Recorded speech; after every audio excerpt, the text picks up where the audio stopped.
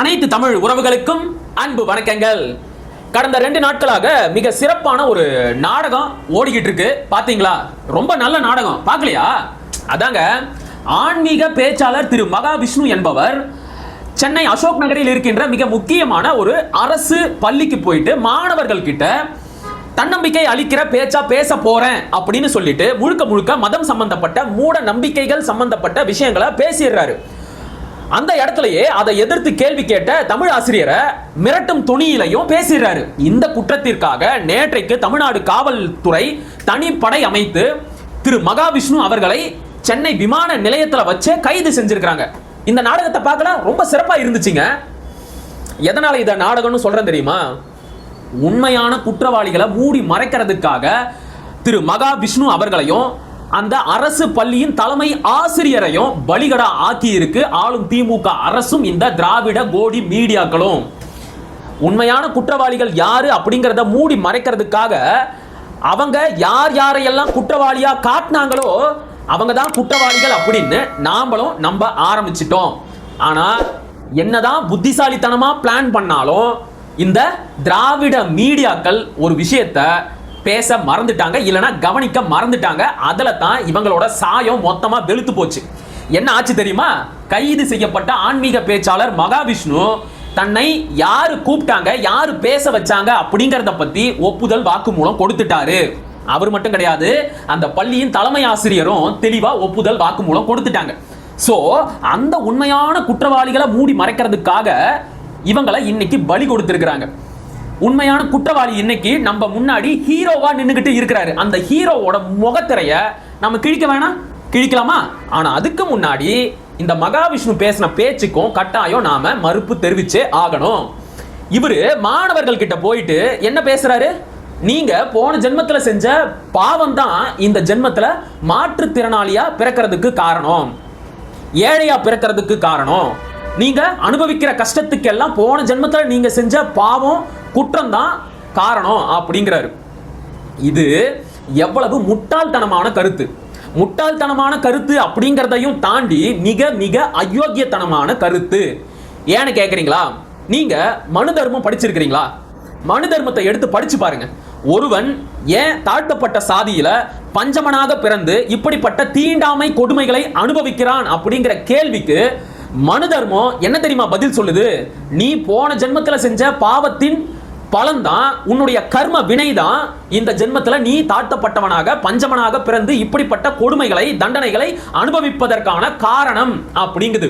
அதாவது இந்த இந்திய சமூகத்தில் நிலவுகின்ற சாதிய படிநிலை ஏற்றத்தாழ்வு தீண்டாமை ஆகியவற்றிற்கு மூல காரணமாக ஆணி வேறாக இருக்கக்கூடிய ஒரு கற்பனாவாத கருத்தியலை மாணவர்கள் கிட்ட போய் பேசிக்கிட்டு இருக்காரு. தெளிவா சொல்லணும் அப்படின்னா மாணவர்கள் கிட்ட சாதி படிநிலைகளையும் ஏற்றத்தாழ்வையும் தீண்டாமையும் நியாயப்படுத்துற மாதிரி பேசிக்கிட்டு இருக்காரு. ஒவ்வொரு பாட புத்தகத்தோட முதல் பக்கத்திலேயே தீண்டாமை என்பது பெருங்குற்றம், அது ஒரு பாவ செயல், மனித தன்மையற்ற செயல் அப்படின்னு 3 வரி இருக்கும். இதை படிச்சு பார்த்துட்டு தான் தமிழ்நாட்டில் இருக்கின்ற ஒவ்வொரு மாணவனும் பள்ளி கல்வியை தாண்டி வரான். இந்த நிலைமையில அவங்கிட்ட போயிட்டு போன ஜென்மத்து பாவ புண்ணிய கர்ம வினைகள் தான் இந்த ஜென்மத்துல நீ அனுபவிக்கிற எல்லா கஷ்டங்களுக்கும் காரணம் அப்படின்னா அவன் தான் அனுபவிக்கின்ற சாதி ரீதியான தீண்டாமை கொடுமைகளுக்கும் இதுதான் காரணம் அப்படின்னு நினைக்க மாட்டானா? ஆரியர்கள் பிராமணர்கள் தங்களுடைய மேலாதிக்கத்தை நிலைநாட்டிக் கொள்வதற்காக ஏற்படுத்திய கற்பனை கருத்தியலை கொண்டு வந்து மாணவர்கள் கிட்ட பேசினதுக்கே இந்த ஆளை உள்ள தள்ளி முட்டிக்கு முட்டி பேத்திருக்கணும். என்ன அயோக்கியத்தனமான பேச்சு இது! மாணவர்கள் கிட்ட பேசுற பேச்சா இது? இன்னொரு விஷயத்தை யோசிச்சு பாருங்க. இந்த கருத்து எந்த அளவிற்கு பகுத்தறிவிற்கு முரணான ஒண்ணு அப்படின்னு. மனிதர்கள் நமக்கென்று உருவாக்கி கொண்ட குற்றவியல் சட்டங்களை எடுத்து பாருங்க. நாம சாதாரண மனுஷங்க தான், கடவுள் ஒன்றும் கிடையாது. ஆனா நாமளே மனசாட்சிக்கு உட்பட்டு சில சட்ட விதிகளை உருவாக்கி வச்சிருக்கிறோம். ஒரு மனிதன் தான் செய்யும் குற்றத்தை பற்றி ஏதும் அறியாதவனாக இருந்தால், சுய நினைவு இல்லாதவனாக இருந்தால் அவனுக்கு எந்த தண்டனையும் கொடுக்க கூடாது, அவனுக்கு எந்த ஒரு குற்றவியல் சட்டமும் பொருந்தாது அப்படின்னு சொல்லுது. அதாவது ஒரு மனநிலை பாதிக்கப்பட்டவன், ஒரு மனப்பிறழ்வு ஏற்பட்டவன், லோக்கலா சொல்லணும் அப்படின்னா ஒரு பைத்தியம் ஏதாவது தப்பு செஞ்சிருச்சு, கொலை செஞ்சிருச்சு, இல்லனா பணத்தை திருடிச்சு அப்படின்னா அவங்களுக்கு அந்த குற்றத்திற்கான எந்த தண்டனையும் கொடுக்க முடியாது. ஏன்னா அவங்க சுய நினைவோட அந்த தப்பை செய்யல, அதனால அவங்களுக்கு எந்த தண்டனையும் பொருந்தாது, கொடுக்கவும் முடியாதுன்னு யார் சொல்றா? மனிதர்கள் நாம் உருவாக்கிய குற்றவியல் சட்டங்கள் சொல்லுது. ஆனா நமக்கும் மேல கடவுள் அவர் என்ன சட்டம் சொல்றாரு? அவர் என்ன சட்டம் சொல்றாருன்னு இவனுங்க எழுதி வச்சிருக்கானுங்க மனு தர்மத்துல. போன ஜென்மத்துல நீ செஞ்ச பாவத்துக்கு, நீ செஞ்ச தப்புக்கு இந்த ஜென்மத்துல நீ தண்டனையை அனுபவிக்கணும். ஏண்டா டேய், போன ஜென்மத்துல நான் எங்க பிறந்தேன், யாரா பிறந்தேன், எந்த மொழி பேசுறவனா பிறந்தேன், என்ன பாவம் செஞ்சேன் அப்படின்னே எனக்கு தெரியாது. அப்படி இருந்தும் கூட இந்த ஜென்மத்துல நான் அதுக்கான தண்டனையை அனுபவிக்கணும் அப்படின்னா இது என்னடா நியாயம்? என்ன நியாயம்? என்ன அறம்? இதுதான் உங்களுடைய கடவுள் ஏற்படுத்தி வச்ச சட்டமா? போன ஜென்மத்துல நான் செஞ்ச பாவத்துக்கு அந்த ஜென்மத்திலேயே தண்டனையை கொடுத்து முடிக்க வேண்டியது தானே. கடவுள் ஏன் இந்த அளவுக்கு சோம்பேறியா இருக்கிறாரு? அவரால் போன ஜென்மத்துல தண்டனையை கொடுக்க முடியலையா, அதனால இந்த ஜென்மத்துல என்ன பிறக்க வச்சு எனக்கு அந்த தண்டனையை கொடுப்பாராம். ஏன்டா உங்க கடவுள் இந்த அளவுக்கு அல்பமா இருக்கிறாரு? இப்படி பகுத்தறிவுக்கு கொஞ்சம் கூட ஒவ்வாத முரணாக இருக்கக்கூடிய கருத்தியலை மாணவர்கள் கிட்ட போய் பேசுறாரு இந்த மகாவிஷ்ணு அவர்கள். இன்னொரு விஷயம் சொல்றாரு, ஒரு மந்திரம் சொன்னா நெருப்பு மழை பொய்யும், இன்னொரு மந்திரம் சொன்னா இந்த இடத்துல இருந்து இன்னொரு இடத்துக்கு பறந்து போயிருவாங்க, இன்னொரு மந்திரம் சொன்னா நோய்கள் குணமாயிரும். இதையெல்லாம் அழிச்சது பிரிட்டிஷ்காரன். இன்னொரு இடத்துல குண்டலினி யோகத்தை பத்தி சொல்லிக்கிட்டு இருக்காரு. இந்த மாதிரி பைத்திய காரணங்களால தான் நம்முடைய அறிவு மரபுக்கே மிகப்பெரிய கெட்ட பேர் வந்து சேருது. சித்தர்களுக்கு கெட்ட பேர் வந்து சேர்றதே இந்த மாதிரி அயோக்கிய பசங்களால தான். உண்மையான சித்த நெறினா என்ன, சித்தர்களுடைய வாழ்வியல் முறைனா என்ன, சித்தர்களுடைய மருத்துவம்னா என்ன அப்படிங்கறத பத்தி ஆயிரக்கணக்கான ஓலைச்சுவடிகள் இருக்கு. அதையெல்லாம் ஆங்கிலேயர்களும் சரி ஐரோப்பியர்களும் சரி கடந்த 500 ஆண்டுகளா கொண்டு போய் வச்சு ஆராய்ச்சி செஞ்சுக்கிட்டு இருக்காங்க. அதை பத்தி ஆய்வாளர்கள் தெளிவா சான்றுகளோட புத்தகம் எழுதி வச்சிருக்காங்க. இவன மாதிரி உருட்டு கதையெல்லாம் விட்டுக்கிட்டு இல்ல. உடற்கூறு வண்ணம், தத்துவ விளக்கம், அகத்தியர் 500 அப்படிங்கிற சித்த மருத்துவ ஓலைச்சுவடிகளை ஜெர்மன்ல இருக்கிற ஹேல் பல்கலைக்கழகத்துல வச்சு, அந்த பல்கலைக்கழகத்தோட பேர் எனக்கு சரியா நினைவுல இல்ல, ஆனா ஹாலோ பல்கலைக்கழகமோ என்னமோ ஒரு பல்கலைக்கழகத்துல வச்சு ஆராய்ச்சி செஞ்சுக்கிட்டு இருக்காங்க. 500 வருஷத்துக்கு முன்னாடி மதம் பரப்புறதுக்காக இங்க வந்த ஜெர்மன் பாதிரியார்கள், பிரெஞ்சு பாதிரியார்கள், ஐரோப்பிய பாதிரியார்கள் எல்லாருமே இங்க இருக்கிற சித்த மருத்துவ ஓலைச்சுவடிகளை கொண்டு போய் வச்சு இன்னைக்கும் ஆராய்ச்சி செஞ்சுக்கிட்டு இருக்காங்க. உடற்கூறு வண்ணம் அப்படிங்கிற அனாட்டமி பத்தின விளக்கத்தை இன்னைக்கும் அவங்க புரிஞ்சுக்க முயற்சி செஞ்சுக்கிட்டு இருக்கிறாங்க அப்படின்னு ஜெயசீல ஸ்டீஃபன் அப்படிங்கிற மிகப்பெரிய ஆய்வாளர் அங்க இருக்கிற ஆர்கியாவ்ஸ்ல, அங்க இருக்கிற ஆவண காப்பகங்கள்ல இருந்து குறிப்புகளை எடுத்து புத்தகமா போட்டு இருக்கிறாரு. இத பத்தி எல்லாம் தான் மாணவர்கள் படிக்கணும். அதை விட்டுட்டு மந்திரம் சொன்னா நெருப்பு மழை வரும், மந்திரம் சொன்னா பறந்து போவாங்க. என்ன முந்தா நாள் வந்து விஜய் டிவி மகாபாரதத்தை ரீவைண்ட் பண்ணி பார்த்துட்டு வந்தியா யூடியூப்ல? என்னடா கதை விடுற? இவனுங்களால தான் நம்முடைய சித்தர்களுக்கு கெட்ட பேர் வந்துகிட்டு இருக்கு. இவனுங்களை எல்லாம் முதல்ல ஒழிச்சு கட்டினாதான் உண்மையான ஆன்மீகத்துக்கு மதிப்பே கிடைக்கும். சரி, ஓகே, நாம இத பத்தி எல்லாம் பேசிக்கிட்டு இருக்கோம். எப்படிடா இவனை அரசு பள்ளியில விட்டீங்க? அரசு பள்ளியில ஆன்மீக சொற்பொழிவுகள் நடத்துறதுக்கு சட்டத்துல இடமே கிடையாது. இதுதான் திமுக ஆட்சியோட நிர்வாக திறனா? இதுதான் பள்ளி கல்வித்துறை அமைச்சர் திரு அன்பில் மகேஷ் பொய்யாமொழி அவர்களின் நிர்வாக திறனா அப்படின்னு கேள்வி கேட்டுக்கிட்டே இருக்கும்போது இந்த திராவிடியன்கள் என்ன தெரியுமா பண்றானுங்க? உடனே சாட்டை துரைமுருகன் அவர்கள் இந்த மகாவிஷ்ணுவை பேட்டி எடுத்தார் இல்லையா, அதை கொண்டு வந்து போட்டு நீங்க மட்டும் ஒழுங்கா பாரு, சாட்டை துரைமுருகன் கூட தான் அவரை பேட்டி எடுத்திருக்கிறாரு அப்படிங்கிறானுங்க. ஏன்டா டே, நீங்களா லூஸ் இல்ல லூஸ் மாதிரி நடிக்கிறீங்களாடா? தெளிவா புரியுதா இல்லையா? சாட்டை ஒரு தனியார் யூடியூப் சேனல், சரியா? அதுல என்ன நிகழ்ச்சி போடணும் அப்படிங்கறத அவர் தான் முடிவு பண்ணுவாரு. உனக்கு அந்த நிகழ்ச்சியை பார்க்க பிடிக்கல, உனக்கு அந்த பேட்டியை கேட்க பிடிக்கல அப்படின்னா கேட்காத, வேற சேனலை போய் பாரு. இல்லனா பார்த்துட்டு உன்னுடைய கருத்து என்னமோ அதை கீழே கமெண்ட் பாக்ஸ்ல போடு. உனக்கு ஏதாவது முரண்பட்ட கருத்து இருந்தா நீ ஒரு வீடியோ போடு. உனக்கு எல்லா உரிமையும் இருக்குல்ல. ஒரு தனியார் நிறுவனத்துல நடக்கிற நிகழ்ச்சியையும் ஒரு அரசு நிறுவனத்துல நடக்கிற மத நிகழ்ச்சியையும் எப்படி ஒப்பிட்டு பேசுறீங்க? இந்த பாயிண்ட சொன்ன உடனே என்ன கேள்வி கேட்கறானுங்க தெரியுமா? அதே மாதிரி தானே சன் டிவியும் ஒரு தனியார் நிறுவனம், அதுல ராமாயணம் போட்ட போது மட்டும் நீங்க ஏன் எதிர்க்கிறீங்க அப்படிங்கிறானுங்க. சரியான கேள்விதான். ஆனா இதுலயும் ஒரு முரண்பாடு இருக்கு. ராமாயண எதிர்ப்பு பேசி வளர்ந்த இயக்கம் எது? திமுக. சரியா தானே சொல்றேன்? இதுதானே உங்களுடைய அடிப்படையே. மூட நம்பிக்கைகளை எதிர்த்து, ஆரிய கடவுளை எதிர்த்து தானே நீங்க வளர்ந்தீங்க. ராமாயண எதிர்ப்பு பேசிய இயக்கத்தை சேர்ந்த, கட்சியை சேர்ந்த, அதனோடு தொடர்பில் இருக்கக்கூடிய ஒரு செய்தி ஊடகம், ஒரு தொலைக்காட்சி நிறுவனம் எப்படி ராமாயணம் தொடர நாடகமா வெளியிடலாம்? அது சரியா? மக்களே, உங்களுக்கு ஞாபகம் இருக்கான்னு தெரியல, 80கள் 90கள் காலகட்டத்தில் மகாபாரதம் ராமாயணம் நாடகமாக வெளியிடப்பட்டுச்சு. ஞாபகம் இருக்கா? பழைய ராமாயணம், பழைய மகாபாரதம். அதை தொடரா வெளியிட்டு மக்கள் மத்தியில இந்த இதிகாசத்தையும் புராணத்தையும் நவீன வடிவத்துல நம்முடைய மனசுல பதிய வச்சாங்க.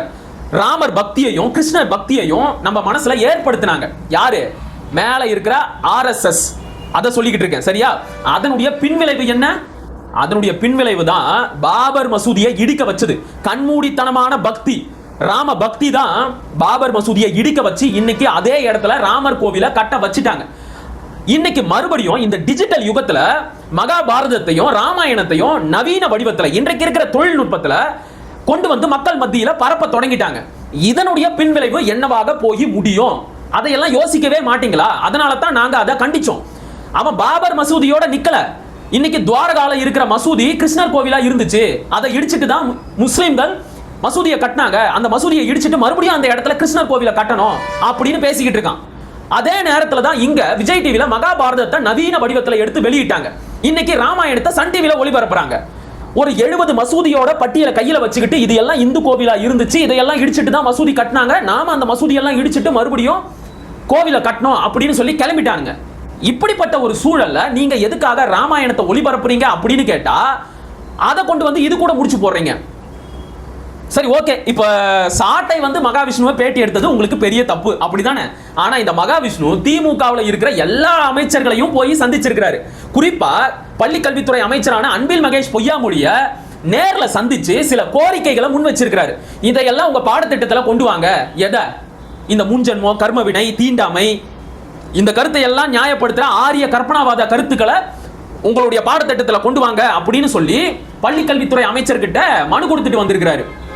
இதை எப்படி பாக்குறீங்க? இதுக்கு என்ன பதில் சொல்வீங்க? நாங்க இப்படிதான் அவரை கூப்பிட்டு வச்சு விருந்து வச்சுக்கிட்டு இருக்கோமா? ஒரு அமைச்சரையும் விடல, எல்லாரையும் பார்த்திருக்கிறாரு. இப்ப சொல்லுங்க, அவருக்கு உங்களுக்கு என்ன சம்பந்தம்? சரி, வேணாம், ரொம்ப லென்த்தா போகுது. நாம மறுபடியும் இந்த அரசு பள்ளி விஷயத்துக்கே வரலாம். இப்ப சில விஷயத்தை நாம யோசிச்சு பார்க்கணும். இந்த மகாவிஷ்ணு யாரு? அவர் வந்து ஒரு ஆன்மீக பேச்சாளர். காசு கொடுத்து கூப்பிட்டா எங்க வேணும்னாலும் வந்து எப்படி வேணும்னாலும் பேசுவார். அவருக்குன்னு எந்த ஒரு வரைமுறையும் கிடையாது, சட்ட திட்டங்களும் கிடையாது. எந்த இடத்துல எதை பேசணும் அப்படிங்கிற அடிப்படை அறிவு கூட அவருக்கு கிடையாது. இருந்திருந்தா அரசு பள்ளியில இப்படிப்பட்ட ஆன்மீக பேச்சுக்களை பேசக்கூடாது அப்படிங்கிறது தெரிஞ்சிருக்கும். ஆனா அவருக்கு அது எதுவுமே தெரியல. சோ அவர் வெறும் அம்புதான். எய்தவர்கள் யாரு? யாருடைய அனுமதியின் பேர்ல அவர் இங்க வந்து பேசினார்? கொஞ்சம் நீங்களே தெளிவா சிந்திச்சு பாருங்க. அவர் வெறும் பேச்சாளர் தான். ஆனா அவரைத்தான் இங்க மிக முக்கியமான குற்றவாளியா காட்டிக்கிட்டு இருக்காங்க. கூட்டிக்கிட்டு வந்தது யாரு? அதை பத்தி பேசு. தலைமை ஆசிரியர். ஆனா அந்த தலைமை ஆசிரியர் கூட நான் கூட்டிக்கிட்டு வரலைங்க சார், முதன்மை கல்வி அலுவலர் அனுமதி கொடுத்து தான் நான் அவரை கூட்டிக்கிட்டு வந்தேன் அப்படின்னு தந்தி டிவிக்கு கொடுத்த சிறப்பு பேட்டியில தெளிவா சொல்லி இருக்கிறாங்க. நீங்களே அதை கேளுங்க. எங்களுடைய துறையோ எங்களுடைய உயர் அதிகாரிகள் இருந்து முதன்மை கல்வி ஐயா அவர்களுடைய வழிகாட்டுதலின் பேரில் நாங்கள் வந்து இதை வந்து செஞ்சோம் சார். முதன்மை கல்வி அலுவலர் வழிகாட்டுதலோடு தான், இது அவருடைய அனுமதியோடு தான் நடந்ததா?